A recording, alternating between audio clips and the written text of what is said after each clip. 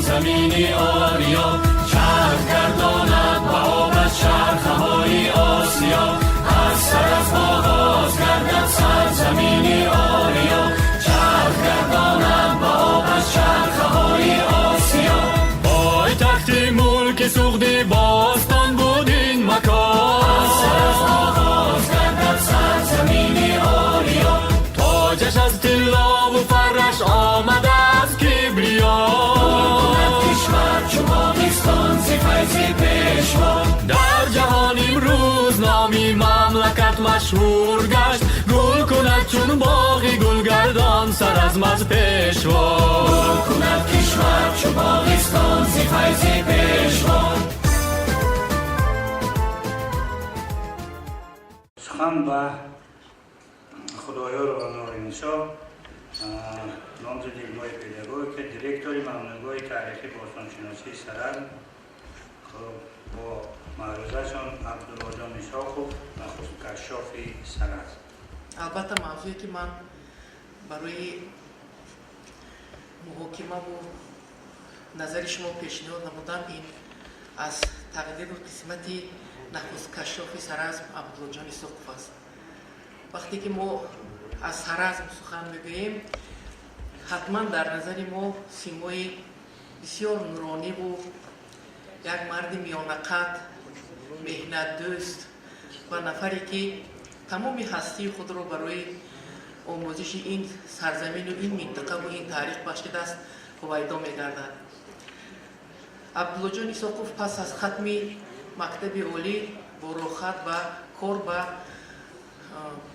پایگاهی باستانشناسی آن وقت بعضی ارخئولوژی پنجکین بود و کار می‌آید و در ابتدا در زیر رهبری استادان باستانشناسان همچون شاگرد علم باستانشناسی را می‌آموزند و از سال 1964 همچون رهبری گروه‌های باستانشناسی در حفریات‌های پنجکین قدیم شرکت می‌ورزند و عجیب کار که همین مهری بلند هیچگاه عبدالله جان ایساقوف را نمی‌گذاشت که آن کس تنها با یک آموزش یا تنها با یک حفریات خانه باشند. آن کس دائما از پی جستجو بودند و این به آن باعث گردید که در برابر حفریات‌هایی که بیشتر در آن وقتا در پنجکین قدیم گذرانده میشد آن کس در نتیجه تحقیقات‌ها در دیگر گوشه و کنارهای پنجکین از آن جمله در کشتودک و ماهیان و فیلماندر و کوسه‌تراش حفریات‌های باستانشناسی و تحقیقات‌ها می‌گذرانند و عجیب کار در آن است که وقتی که ما از تاریخ سرزم از تاریخ آموزشی سرزم حرف میزنیم این با نام ایساقوف در یک ردیف می‌ایستد زیرا تا به روز مرگ عبدالله جان ایساقوف تمام هستی خود را به آموزش یادگاری سرزم بخشیده بودند و در یادداشت‌های خودشان بیان می‌سازند که وقتی که من یک سر کردم برای آموزش سرزم سال 1976 پس از پیدا شدن تبر برنجی و سر کردم و دیدم که در همین در رفت کوفتکوب‌ها دیوارهای پیدا گردید و از اون دیوارها من چشم کنده نمی‌توانستم زیرا من در این دیوارها و در این خاک یک چیزی بسیار قیمت را احساس می‌نمودم و همینطور آغاز می‌گردد حفریات‌ها در سرزم باستان با رهبری عبدالله جان ایساقوف و آن کس حتما در این گونه موردها در برای خود حتما شاگردانشان را دعوت می‌کردند. شاگردان زیادشان را مخصوصاً عثمان جان شامقولوف، عبدالرؤوف رزاقوف، شراف‌الدین قربانوف، بابا مولای اینها نفرانی بودند که در برای عبدالله جان ایساقوف ایستاده از هر یک موفقیت همون حفریات سرزم آن قطرها الهام می‌برداشتند و این به آن باعث شد که عبدالله جان ایساقوف در بسیار همایش‌های سطح بین‌المللی با موضوع‌های پرمحتوا و عاید سرزم برآمدها می‌کنند و البته در برآمد خود وقتی که آن کس اظهار می‌نمایند که در یکی از قسمت‌های آسیای میانه در پنجکین дуртар 45 километр аз Саразми Бостон як ёдгории пайдо гардааст ки мана мехел артиш дорад. ин чиз таваҷҷӯҳи тамоми бостоншиносони ҷаҳонро ба худ мекашад ва бостоншиносон вақте ки дар соли 82 дар Самарқанд симпозиум байналмилалӣ барпо мегардад ва дар он ҷо бостоншиносон олимон аз тамоми сатҳи ҷаҳон ҷамъ омада буданд ва вақте ки Абдуллоҷон Исоқов баромад мекунанд таваҷҷӯҳи тамоми олимон ба ҳамин махсусан ба ҳамин Сараз зиёд мегардад ва хоҳиш мекунанд ки ин ёдгориро бо чашми худ бинанд ва ҳамин тавр ба Панҷакен меоянд. дар Панҷакен баъд аз ин чандин ҳамоишҳои илмӣ боз барпо мекунанд бо сарвари Абдуллоҷон Исоқов ва ман фикр мекунам ки Сараз ин то рӯзи маргашон ин Абдуллоҷон Исоқов буд, яъне ҳамин тамоми буду шуди худро Абдуллоҷон Исоқов барои омӯзиши Сараз бахшида буданд. агар мо дар атрофи муваффақиятҳои он корҳое ки Абдуллоҷон Исоқов дар омӯзиши Сараз агар гӯем шояд соатҳо ҳам кофӣ набошад, лекин ман дар хулосаи ҳамихел мегӯям ки Абдуллоҷон Исоқов дар ҳақиқат дар баробари оне ки вай олими пурқувват буданд, бостоншиноси пурқувват буданд, пеш аз ҳама бисёр инсони қиммат буданд ва инро аз он шаҳодат аз он аниқ кардан мумкин аст ки дар атрофи корҳои бостоншиносии Абдуллоҷон Исоқов бисёр олимон аз сатҳи ҷаҳон ҷамъ омада буданд ва аз ҳамин муваффақиятҳо онҳо ҳам баҳра мебурданд. яъне ҳар як ин худ аз худ нашуд, Сараз худ аз худ нашуд. дар баробари ин инҷо бисёр чизҳои хислату хусусиятҳои шахсии Исоқов буд ки Сараз имрӯз то ба ин дараҷа омада расид ва албатта мактабе ки Абдуллоҷон Исоқов таъсис доданд пас аз марги Абдуллоҷон Исоқов имрӯз идома дорад. дар атрофи номи ин шахсияти бузург хеле пешниҳодҳои зиёд шуд ки инҷо бояд мо ҳайкал гузорем.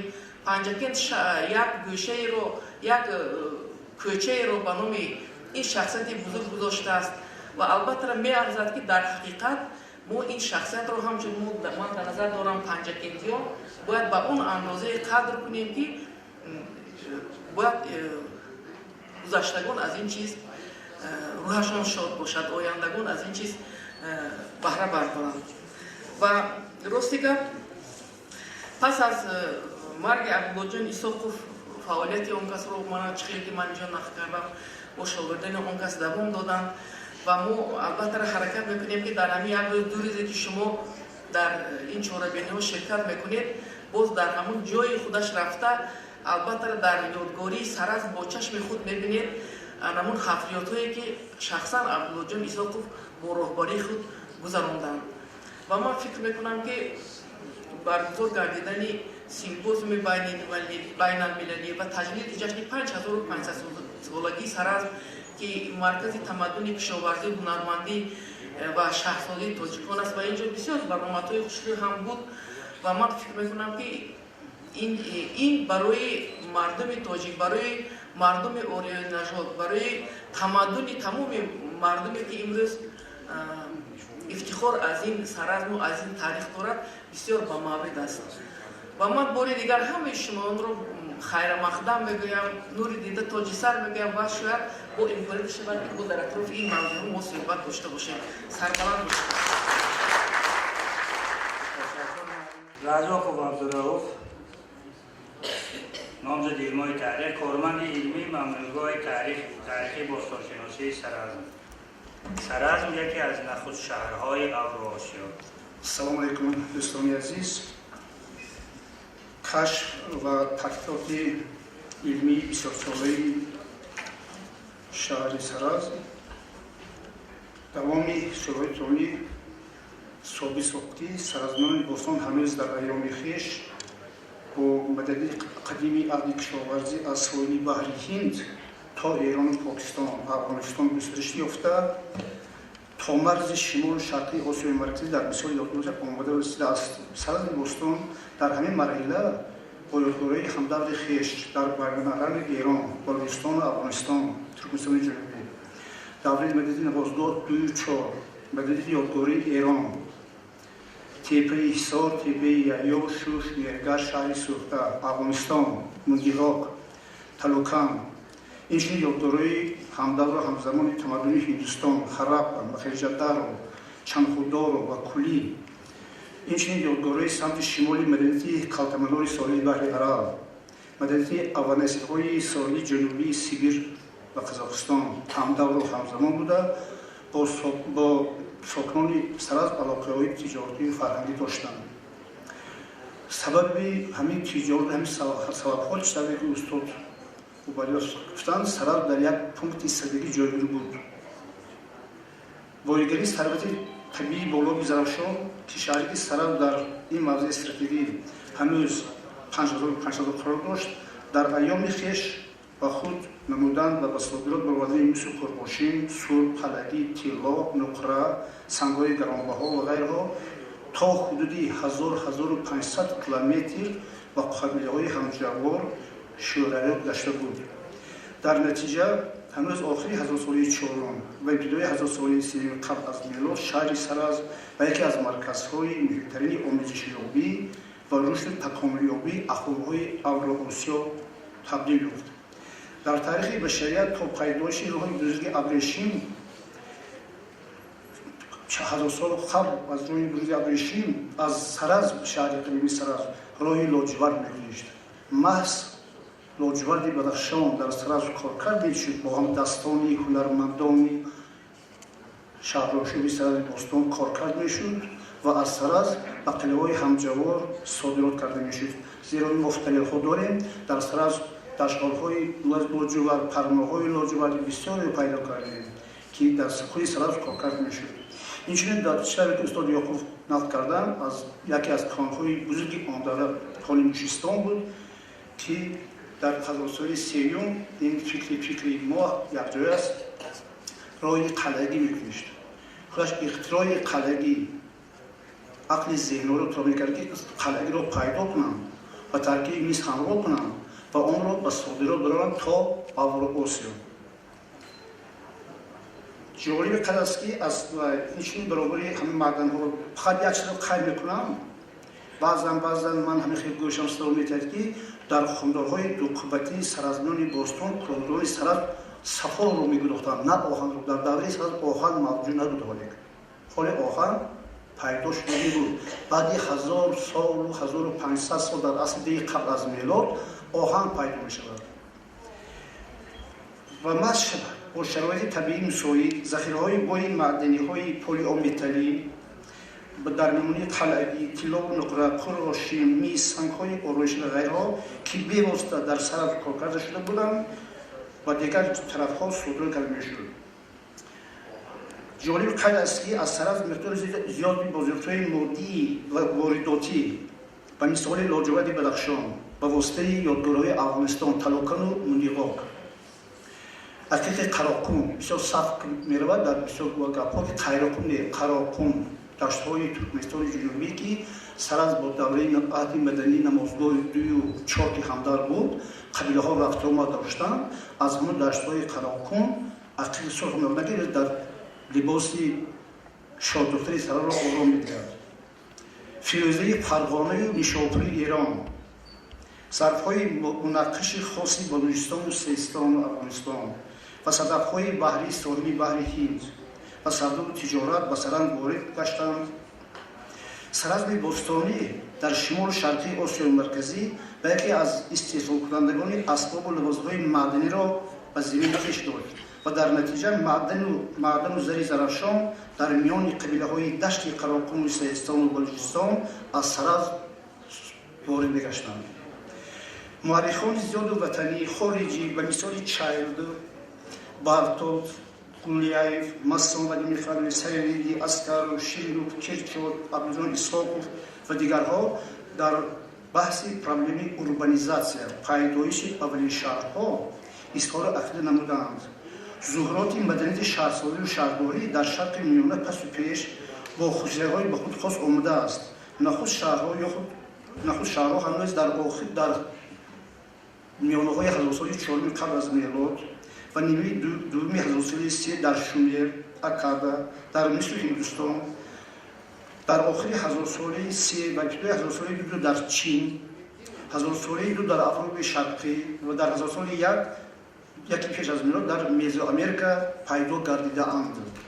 дар Осиёи марказӣ бошад ва дар Осиёи марказӣ ва Шарқи Миёна бошад, аввалин нахустшаҳрҳо миёнаи ҳазорсолаи 4 оғоз меёбанд ва охири ҳазорсолаи 4 бо равандҳои нав то охири ҳазорсолаи 3 миёнаи охири заминаи аввалин шаҳрсозию шаҳрдорӣ дар мисоли устори Ёқуб Пайкарам давлат шаҳрҳо пайкарам устори давлат шаҳрҳо заминаш дар Сараз пайдо шудагӣ буд.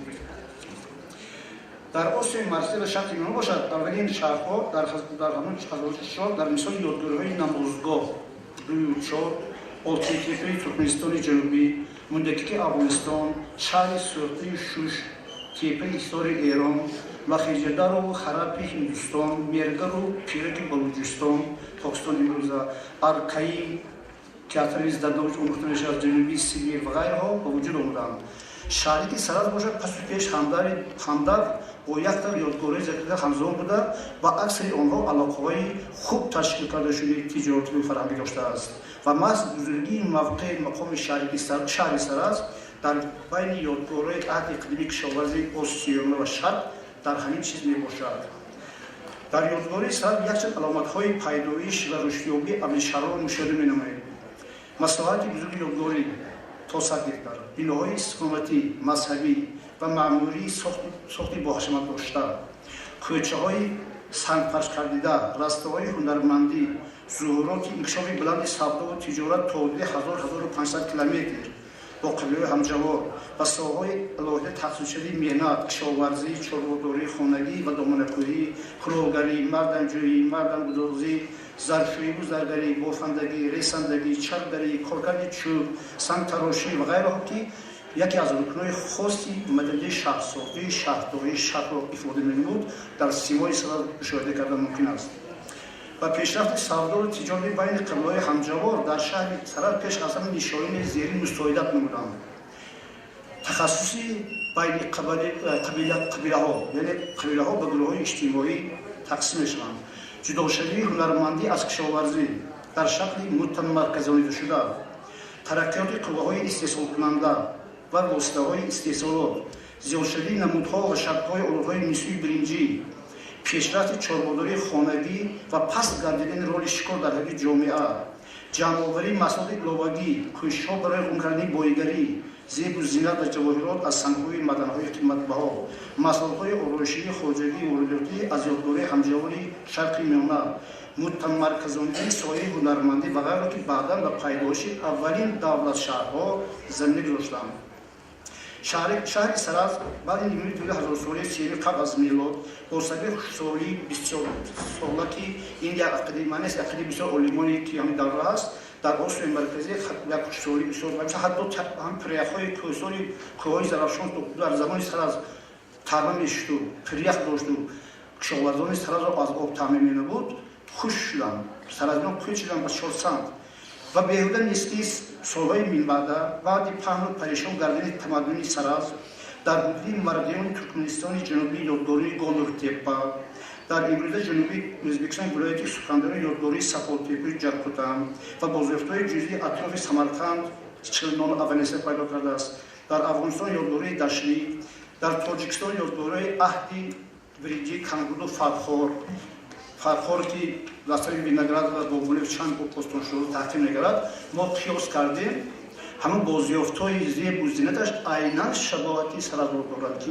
ин як фикрест ки саразмиён рафтанд ба гуҷое ки обу ободӣ буд, мардуми ҳунарманд буданд, кишоварз буданд.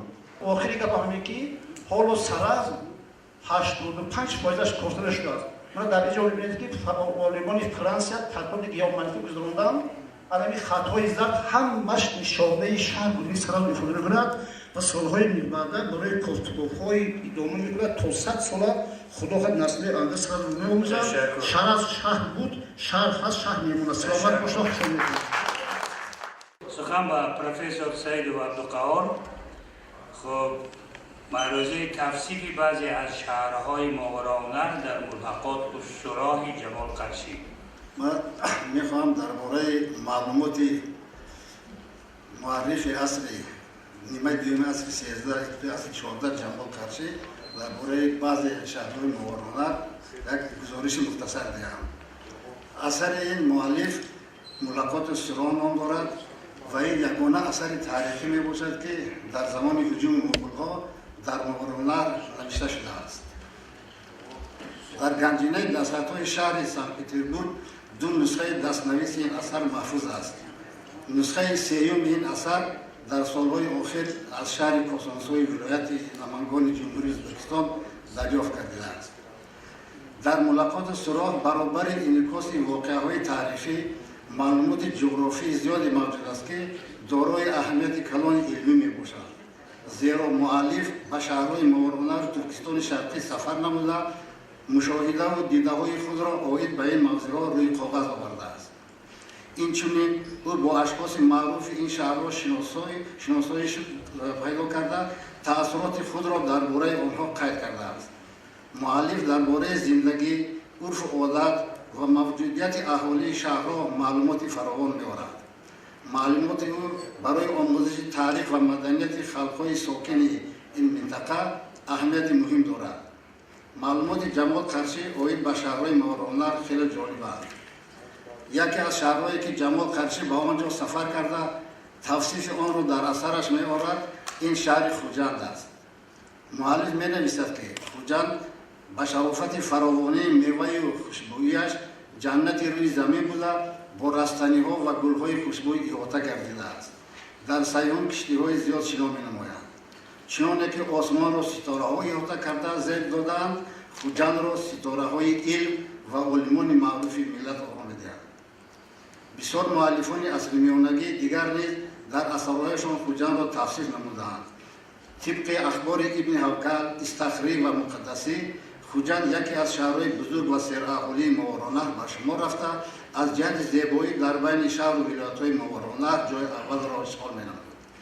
مؤلف هفت اقلیم امین احمد رازی نیز قید کرده است که در خوجند میوه‌های زیادی گوناگون پرورش یافته مخصوصاً انارهای آن بلندصفتند. مقایسه معلومات ملاقات سراغ درباره خوجند با نوشته‌های مخصوص خطی دیگر اصل میانگی از درستی معلومات مؤلف آن شهادت می‌دهند. از اشخاص معروف خوجند جمال قرشی ارباب معروف سیاسی جمال سادات را نام برده قید می‌نماید که او حاکم خوجند و نواحی اطراف آن بود. با مؤلف میسر گشته است که با جمال سادات دو مراتبه همصحبت گردد. طبق معلومات جمال قرشی پدر جمال سادات برهان‌الدین خوجندی نام داشته مقبره در ساحل دریای سیر از جانب کوه میوه‌گل واقع بوده است. از اشخاص معروف و با نفوذ دیگری خوجند جمال قرشی مولانا نجم‌الدین صدر صاحبی را نام میبرد و قید می‌نماید که سال 1270 هنگام در خوجند بودنش در وصف این شخص با زبان عربی رباعی نوشته است. از اشاره‌های مؤلف برمی‌آید که مولانا نجم‌الدین یکی از اشخاص با نفوذ خوجند بوده در آن زمان صاحب اعتبار بزرگ بوده است. از جمال قرشی اشخاص معروف دیگری خوجند از جمله برهان‌الدین علایی، برهان‌الدین خوجندی، برهان‌الدین نقری خوجندی و غیره را نام برده قید می‌نماید که با آنها شناسایی پیدا نموده بارها هم صحبت شده است.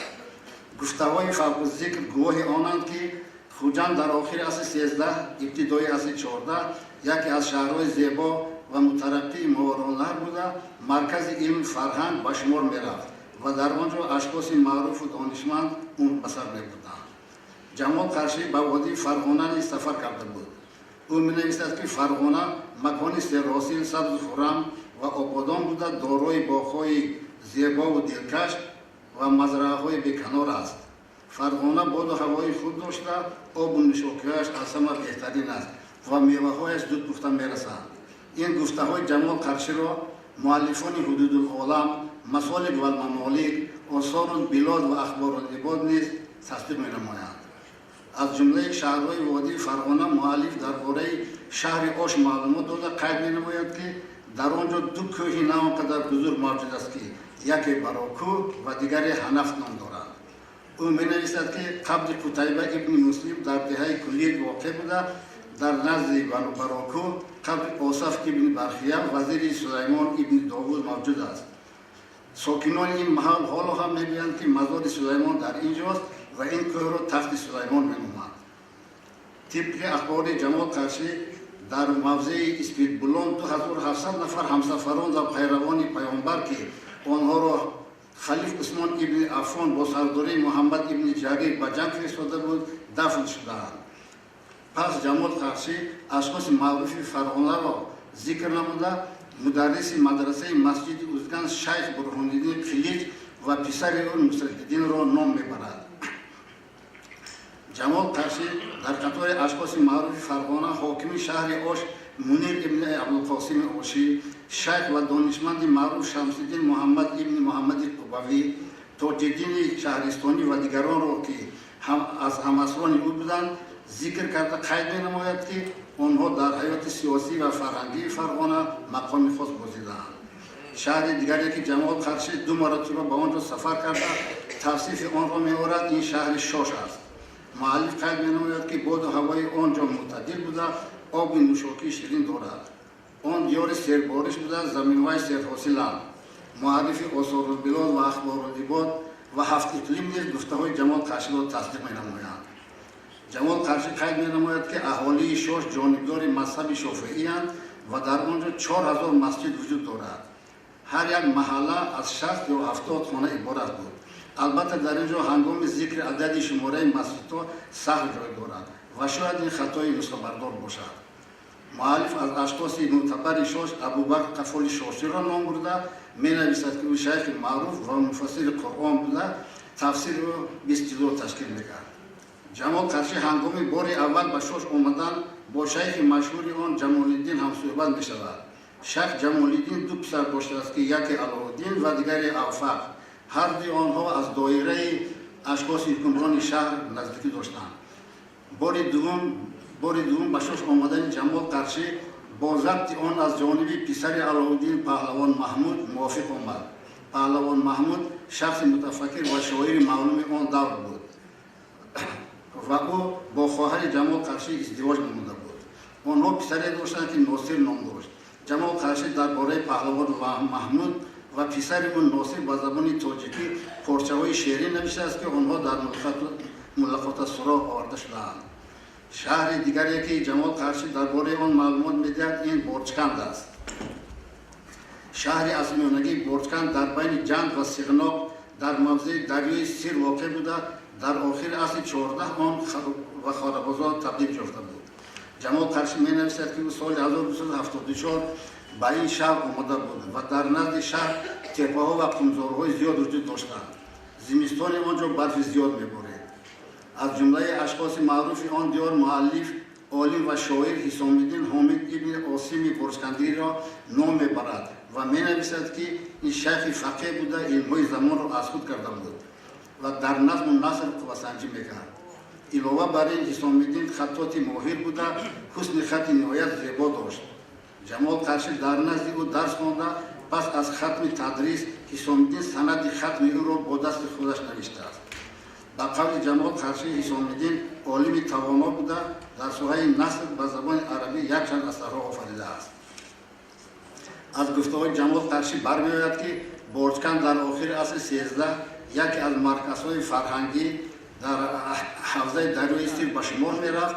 در آنجا عالمان و شاعران و متفکران برجسته منبثر می‌بودند. طبق اخبار جمال قرشی در جنگ نمایندگان زیادی علم فرهنگ منبثر می‌بودند. یکی از چنین اشخاص معروف جنگ کمال‌الدین بود. مؤلف با این شخص شناسایی خود داشته مدتی در خدمت او بوده است. ترکمن‌ها او را شیخ بابا نام می‌بردند. او استاد عالم معروف آن دور الکمالی المظفری بود. کمال‌الدین یکی از دوستان نزدیک شیخ معروف نجم‌الدین کبرا بود. شیخ کمال‌الدین ماه نوامبر سال 1273 در سن 85 سالگی عالم را ترک نمود. همین طریق از معلومات جمال قرشی درباره بعضی شهرهای موارونه به چنین خلاصه آمدن ممکن است که شهرهای این منطقه تا زمان هجوم مغول‌های اصلاحگر آباد و زیبا بوده مرکزهای علم و فرهنگ به شمار می‌رفتند. پس از تسخیر موارونه از جانب مغول‌ها بعضی شهرها مانند برجکند و جنگ رو به خرابی آورده از بین رفتند. Teşekkür ederim. ҳозир сухан ба доктор илмҳои таърих раҳимов навиҷон, профессори донишгоҳи давлатии хуҷанд ба номи академик бобоҷон Саразм ибтидои маданияти шаҳрсозии шухти Бостон. Марҳамат. Здравствуйте, уважаемые участники симпозиума, посвященного нашему уникальному памятнику городище Саразм, юбилей которого мы отмечаем в эти дни. Этот симпозиум привлек внимание многих ученых мира, но, к сожалению, вы знаете, по определенным условиям не смогли присутствовать многие желающие. Но отрадно, что наши соседи, коллеги из Узбекистана в лице доктора исторических наук Бегдумурадова представлены здесь и лично могут участвовать. Спасибо. Мой доклад посвящен этапам урбанизации Средней Азии. Мы сегодня много говорили о том, что Саразм является уникальным памятником, примером урбанизации Средней Азии. Действительно, эпоха полиметалла, которая начинается в 4 тысячелетии до нашей эры, в 6-4 тысячелетии до нашей эры, это важнейший этап в истории человечества, когда наше человечество переходит от каменного века к использованию металла, эпоха палеометалла. Кроме того, это период, когда человечество переходит от первобытного общества к цивилизации. Цивилизация – это важнейший этап, когда мы видим аккумуляцию всех достижений, которые были в предыдущий период. Город является, по мнению ученых, основным элементом цивилизации. И поэтому ученые, современные ученые, изучающие цивилизацию человечества, обращают особенное внимание на памятники, показывающие этот период. И одним из важнейших памятников, показывающих цивилизацию Средней Азии, является наш Саразм, изучение которого ведется уже много лет. Еще в середине 70-х годов британско-австралийский археолог, очень известный в мире науки Гордон Чайл, выделил 10 признаков цивилизации, среди которых главнейшим, первым является город, который является как сосредоточение большого количества населения в одном месте, разделение ремесла, появление имущественного неравенства. Об этих элементах начал говорить наш уважаемый академик Юсуф Якубович. Вот он как раз в своем выступлении по каждому элементу показал доказательство того, что Саразм является одним из первых городов в Средней Азии. Археологи, которые вели раскопки в течение второй половины 50-х годов, выявили, что Средняя Азия, выявили и доказали, что Средняя Азия является одним из очагов зарождения цивилизации на Востоке. И в результате раскопок два наших великих известных ученых, археолога, Массон и Литвинский, представили свои варианты этапов цивилизации. Пожалуйста.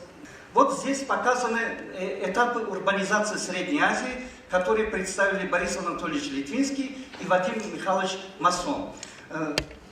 Оба эти концепции начинаются с 4-3 тысячелетия до нашей эры и заканчиваются серединой 1-го тысячелетия нашей эры, то есть 4 веком нашей эры. И вот этот весь период, охватывающий более 2500 лет, это период развития городской, градостроительной культуры в Средней Азии. Борис Анатольевич Литвинский предполагает, что первыми городами, так называют их протогорода, появились в 3-м тысячелетии до нашей эры. Вадим Михайлович Массон предлагает другой вариант. 4-е тысячелетие до нашей эры. В целом, оба эти представленные этапы урбанизации во многом похожи. Просто у Бориса Анатольевича она более детализирована, а у Массона представлены только два периода. Как вы видите, в эту схему не вписывается Саразм, потому что эти этапы были разработаны до 1975 года, когда еще Саразм не был открыт. Но после того, как начались работы в Саразме, взгляд на теорию происхождения городов в Средней Азии и начало урбанизации в Средней Азии немножко начал меняться. В связи с тем, что вопрос о важности городов актуализировался, в середине 80-х, 90-е годы в Средней Азии были проведены несколько симпозиумов и конференций, в которых как раз были обсуждены все этапы городской культуры Средней Азии. Вот здесь представлены только 3 важных симпозиума, которые проходили в эти годы и в которых предметом обсуждения стали этапы урбанизации Средней Азии. Были предложены еще 2 варианта урбанизации другими исследователями. Один из них Алёкшин, другой Заднепровский. Алёкшин начинает историю урбанизации с 3-го тысячелетия до нашей эры. Это первый этап. И он предлагает в качестве ранних городских центров Намазгатепа, Алтынтепа, Улугтепа. А второй этап у него начинается со 2-го тысячелетия. Заднепровский немножко не согласен с предыдущими, и он считает, что в Средней Азии градостроительная культура начинается в конце 2-го тысячелетия. То есть не 4-е тысячелетие, не 3-е, а 2-е. И в качестве первых городов он предлагает Елкендепе, Мадау, Изаткули, Ястепа, Дальвирзи. Это действительно города бронзового века. И этим Заднепровский объясняет свое видение тем, что предыдущие города, то есть протогорода 4-го, 3-го тысячелетия не связаны с этими. Поэтому он предлагает начинать этапы урбанизации именно со 2-го тысячелетия до нашей эры. Это, конечно, играет важную роль, но следует учитывать, что при внимательном рассмотрении всех культур Средней Азии мы видим все-таки преемственность этих культур. Одним из таких примеров, как я сказал, является городище Саразм. Открытие Саразма в 1976 году, о котором мы говорили уже, оно изменило взгляд. И первым это сделал академик Нигматов. Во время своего выступления в Гарвардском университете он предложил доклад, который называется «Таджикистан на пути к урбанизации». И он считает, что открытие Абдулжоном Исаковым городища Саразм надо считать величайшим открытием среднеазиатской археологии. Потому что именно открытие Саразма позволило углубить этапы урбанизации, начало урбанизации и определить начальный этап этого процесса. И заключая свое выступление, я хочу зачитать, что историографический обзор изучения проблемы урбанизации Средней Азии в древний период позволил выявить основные концепции, предложенные видными специалистами по истории региона. Это стало возможным благодаря широким археологическим раскопкам, проведенным на территории Средней Азии во второй половине XX века и опубликованным во многих научных работах. Открытие Саразма стало важным событием, повлияющим на концепцию урбанизации Средней Азии. Основываясь на четко определенных элементах урбанистической культуры, отмеченных в результатах раскопок Исакова на Саразме, академик Нигматов включил этот памятник в число самых ранних городских поселений Средней Азии.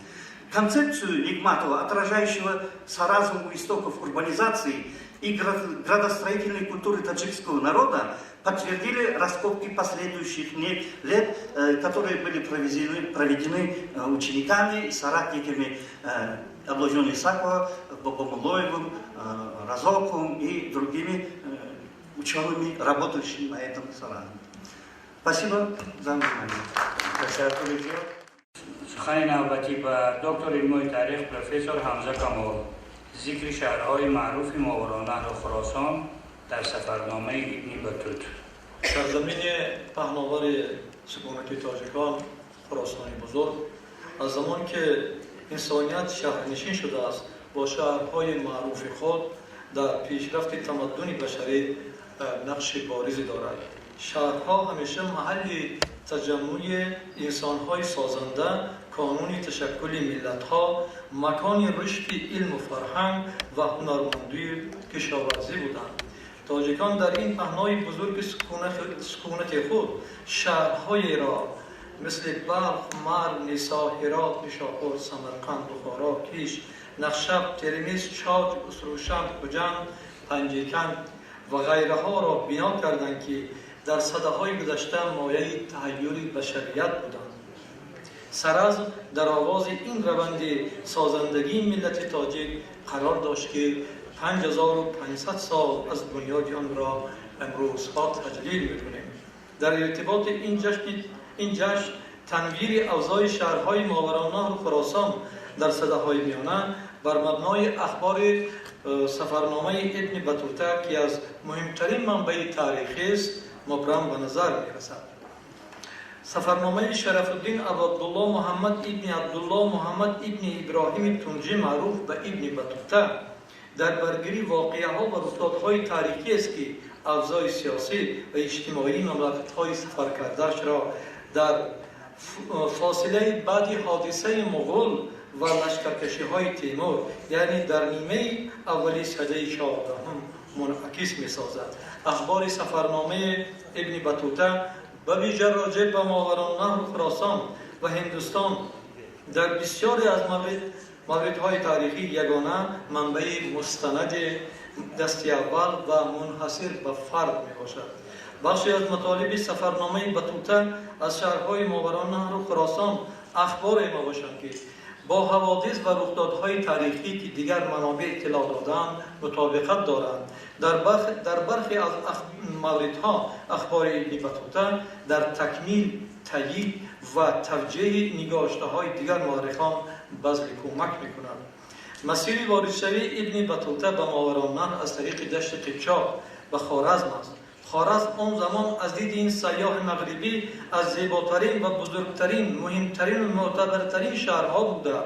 بازارهای خوب و کوچه‌های وسیع و عمارات بسیار محاسن بیشمار داشته است. یکی از راه‌های سفر و واردات و صادرات محصولات فراوری و ایران به خوارزم و از این شهر به دیگر جا ابن بطوطه که متوجه شده است این از طریق کشتی‌ها در امودریاست. ابن بطوطه به هر شهری که وارد میشد پیش از همه با فکر دانشمندان اهل طریقت و معرفت قاضی‌ها و شیخان آشنایی حاصل می‌کرد.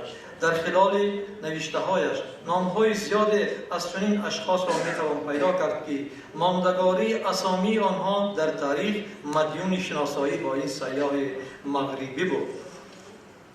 ابن بطوطه از خوارزم به شریک خود پایتخت قدیمی خوارزم در ساحل راست دریا می‌آید. این شهر تنها آبادی هست که بین خوارزم و بخارا واقع شده و شهر است کوچک و ولی نیکو می‌نویسد.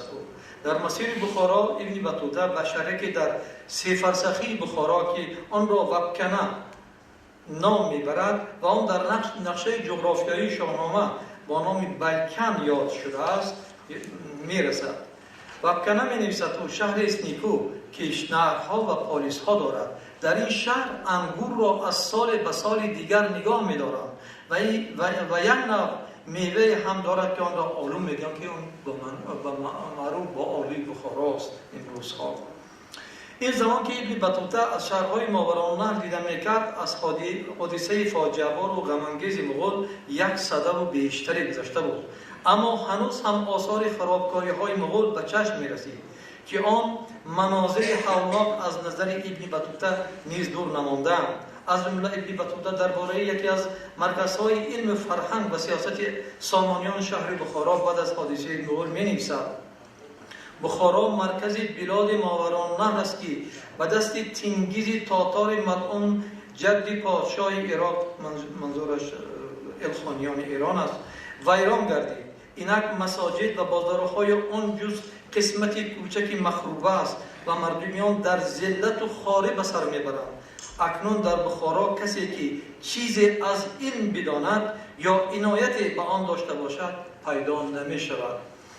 از بخارا به مقصد دیدن با خان مغولی ماورالنهر در مشرین به شهر نصف می آید. ابن بطوطه در پایتخت آن وقته ماورالنهر نخشب با وجود اینکه 54 روز توقف کرد، اما با اجمال می نویسد این شهری کوچک را باغ‌ها و آب‌ها در میان گرفتند و ما در خارج شهر در سرایی که از آن امیر شهر بود منزل کرده می نویسد. این نصف در اصل 7 پیش از میلاد محل سکونت آدمان قرار گرفته. آن زمان پیرامون این شهر باستانی به ساختن دیوارهای محافظتی آغاز کردند. شواهدی وجود دارد که نخشب در این زمان نام سعودی نفتک و یا نفتکه را داشته است که به معنی تحت لفظی این کلمه به زبان امروز بنای نو است. و گفته معرف و ارشدشناس معروف برتولد خان مغولی ماورالنهر کبک بعد به سکوی قدرت نشستن بر قسمت جنوبی ماورالنهر نقل مکان کرده در 2 فرسخی نخشب در پایاناب قشقدریا برای خود کاخ بنا نمود که در مغولستان آن زمان واژه کاخ به معنی قرشی به کار می رفت. و این سبب شهر نخشب تبدیل نام به قرشی کرد و تا امروز این شهر باستانی و روز با این نام بیگانه یاد می شود. اگرچه مکان شهر قرشی کنونی و به نخشبی تا حادثه مغول و به شهر نخشبی سده 14 مطابقت نمی کنند. در ادامه بررسی‌هایش آید به وجه تسمیه واژه قرشی برتولد می نویسد که این واژه در گذشته در آثار نویسنده سده 11 یوسف بلاساغونی و محمود کاشغری به نظر می رسد که ترک ها ظاهرا آن را از زبان بومی ترکستان چین یعنی جنوبی به ودیعه گرفتند. در بابرنامه که در عهد اکبر پادشاه معروف بابریان از جانب بیرم خان به فارسی ترجمه شده آن را میرزا محمد شیرازی در بامبی در سال 1308 هجری قمری به زیور تب درآور راجع به نخشب آمده است. دیگر ولایت قرشی است که نسب به نخشب هم میگویند. قرشی نام مغولی است. گورخانه را به زبان مغولی قرشی میگویند. غالبا این نام بعد از تسلط چنگیزخان شده بود. کمابتر جای است. ابن بطوطه از نخشب به جانب سمرقند می رود و برداشت های او از این شهر باستانی تاجگان در نهایت تفصیف و تمجید است. شهر دیگری ماورالنهر که سیاح مغربی تا زمانی عبور از امودریا در آن توقف کرده است ترمیز است. شهر قدیم ترمیز می نویسد و بر کنار جیهون ساخته شده بود. بعد از خرابی آن شهر به دست چنگیزخان شهر جدید در 2 میلی جیهون بنا شده است. ابن بطوطه بعد عبور امودریا وارد مرز خراسان می شود و تعداد شهرهای این سرزمین را 4 عدد می گوید. شهرهای خراسان 4 است و 2 آبادان و 2 ویران می نویسد. 2 تای آبادان عبارت از هرات و نیشاپور و 2 تای ویران عبارت از بلخ و مرو. سوال مطرح می شود که چرا ابن بطوطه شهرهای خراسان را از هرات و نیشاپور و بلخ و مرو عبارت دانسته است، در صورتی که از شهرهای دیگر خراسان مثل شام، دوست، مشهد، سرخ، زاوه، تربت حیدره، بستان، کندوز، اندراب، غزنین و کابل نیز اخبار می‌دهد. به نظر می‌رسد که این منظور از 4 شهر نامبر شده ابن بطوطه این مرکزهای معروف خراسانند که بدون ذکر مرکز بودن آنها این شهرها را نام میبرد. این معنی به هنگام توصیف شهر نیشاپور که میگوید نیشاپور یکی از شهرهای 4گانه است که مرکز خراسان محسوب بشود آشکار میگردد. البته این گزارش خیلی مفصل است. من تنها راجع به خراسان هرات چیزی برای شما میگم که جالب است. ابن بطوطه از هرات چون بزرگترین شهر آبادان خراسان یاد میکنند. هرات شهر بزرگ و دارای ابنیه بسیار است می‌نویسد. مردم این شهر متقی و متدین و پاکدامن و حنفی مذهبند و شهر هرات از هر گونه فسق و فساد مبراست. با این اخبار توصیف شهر هرات اتفاق میکند. درباره مبارزه سلطان حسین کرد علیه سربداران خراسان با سروری امیر مسعود به اجمال اخبار میدهد. شرح مختصر ابن بطوطه در این باره که آورده است، با اینکه وی سربداران را به مناسبت شیعه بودن دشمن میداند، از مقام مقایسه با نوشته های مورخان دیگر حقایق غیرافشان میسازد.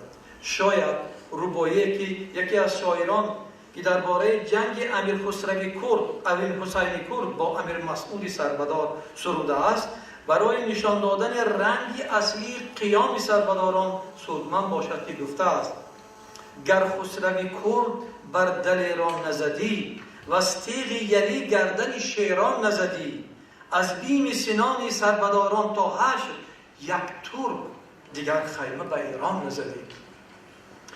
خب درباره توس و دیگر شهرهاش میگوید، راجع به شهر زاوه میگوید و من در خاتمه ابن بطوطه درباره قندوز چیزهای جالب میگوید و آخرین شهری که او بود این شهر کابل بود.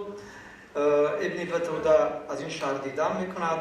شهر کابل که آن زمان یکی از شهرها که در گذشته که از شهرهای معروف و کابلستان معروف بود، در زمان ابن بطوطه آن را چنین توصیف میکند: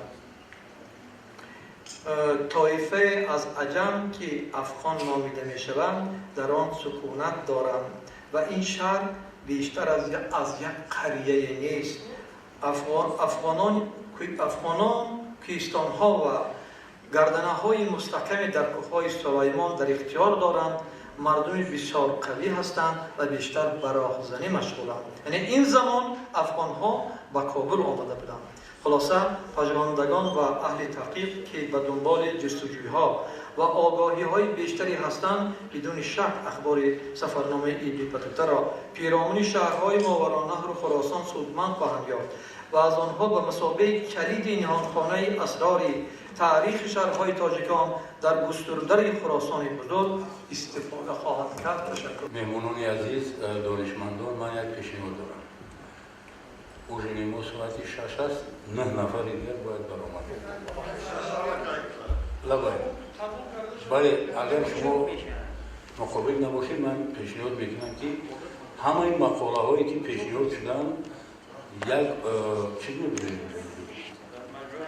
یک مجموعه مقالات چاپ میشد. بر جز از این یک ژورنال در اکادمی جمهوری تاجیکستان است با نام مورخ. بهترین مقاله رو در آنجا چاپ میکنیم.